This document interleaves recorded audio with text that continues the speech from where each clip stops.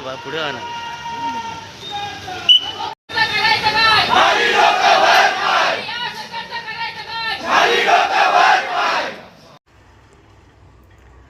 Lotay MIDC प्रदूषणाविरोधात ग्रामस्थांचा आक्रोश. प्रदूषण नियंत्रण मंडळ कार्यालयावर धडक मोर्चा.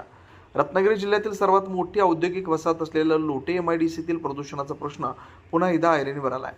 प्रदूषण करणाऱ्या आणि रासायनिक सांडपाणी सोडणाऱ्या 6 कंपन्यांवर अद्याप ठोस कारवाई न झाल्याचा आरोप करत सोनगाव परिसरातील शेकडो ग्रामस्थांनी चिपळूण येथील महाराष्ट्र प्रदूषण नियंत्रण मंडळाच्या कार्यालयावर धडक मोर्चा काढला.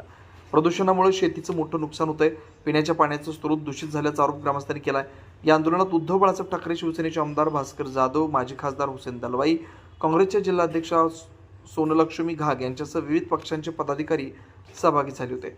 प्रदूषण करणाऱ्या कंपन्यांवर तातडीने कारवाई करावी, अन्यथा यापेक्षाही तीव्र आंदोलन छेडण्याचा इशारा ग्रामस्थांनी दिला आहे. ओढ्याला सीईटीपीचा जो एमपीसीबीचा चेंबर आहे, त्या चेंबर मधून ओढ्याला सकाळी 6 वाजल्यापासून पाणी जात होतं आणि ते आमच्या सोनगावच्या नागरिकांनी काय त्याची पाहणी केली आणि ते पाण्याचा शोध करत असताना तो एमपीसीबीचा सीईटीपीचा जो चेंबर होता एसम, तिथून तो उठवून पाणी राजरोसपणे नाळ्याला सोडला आणि तो पाणी साधारणतः 3 ते 4 किलोमीटर जाऊन खाडीला मिळाला आणि संपूर्ण सोनगावच्या ग्रामस्थांच्या शेतीमध्ये आणि संपूर्ण जे पिण्याच्या पाण्याचे स्रोत होते त्यामध्ये तो पाणी मिक्स झाला आणि त्याच्या विरोधात म्हणून आम्ही त्या दिवशी प्रशासकीय यंत्रणा म्हणजे या प्रदूषणाच्या विरोधात जे एमपीसीबीचे कार्यालय असतील, सीईटीपी वाले असतील, एमआयडीसी असतील, या कार्यालयांच्या प्रतिनिधींना तिथे बोलवलं, त्याची प्रत्यक्ष पाहणी करायला सांगितली. त्यांनी सुद्धा पाहिलं आणि त्यावेळेस आमच्या सर्व सोनगाव ग्रामस्थांना त्यांनी आश्वासन दिलं होतं की आम्ही संबंधित कंपन्यांना बंद करतो आणि त्याची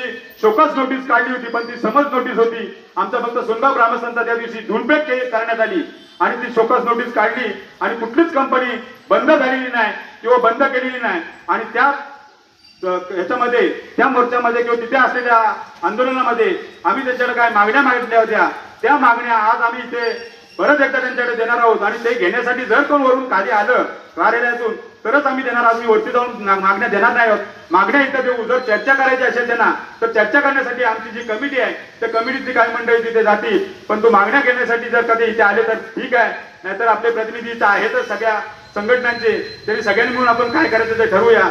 म्हणजे कुठे हेड ऑफिस सायनला आहे मुंबई. सायनला ते ठरवतात. मग तुम्ही इथे काय करता? रिपोर्ट करतो आपण जे रिपोर्ट केलाय ना. हो सर. तर इतके दिवस झाले सतत लोक हे करतात, हे काय बरोबर आहे का? सर मान्य सर, पण आपण जे आपलं अखत्यारीत आहे ते काम आपण तेव्हाच केलेलं आहे, सॅम्पलिंग ते केले आणि अजूनही त्याच्यावर साहेबांना पण त्या दिवशी सांगितलं, मीटिंगला आले होते, तर त्याच्या पुढे जाऊन आपण आणखी तपास खोलवर जाऊन तर ते तपास. जबाबदारी नाही काय कोणाची, फक्त पोलिसांना उभं करून लोकांचे मोर्चे फक्त अडवता. काय झालं दिल्लीत परवा बघितलं ना, पोलिसांच्या अडवणुकीनं असं होत नाही कधी. त्यांची काय रास्त मागणी आहे, ज्याचं कोणाचं आहे त्याला बंद करा, त्या चुकीचं काय आहे? असं काय ह्याला बंद करा त्याला बंद करा, हा काय तुमचा विषय नाही, तर तुमच्या इंटरेस्टचा विषय नाहीये. चुकीचं काय उद्योग आहेत त्यामध्ये विनंती, सुप्रिया, स्पॅक, एसएमडी, ॲक्विला या उद्योगांचे प्रस्ताव आपण रिपोर्ट याच्या आधी पाठवलेले. रिपोर्ट आल्यावर ते फुलप्रूफ होईल म्हणून आपण फक्त लॅबच्या रिपोर्टची वाट बघतोय. ते पाठवले की लगेच त्याच्यावर कारवाई होईल. 20 दिवसात काय केलं ते सांगा.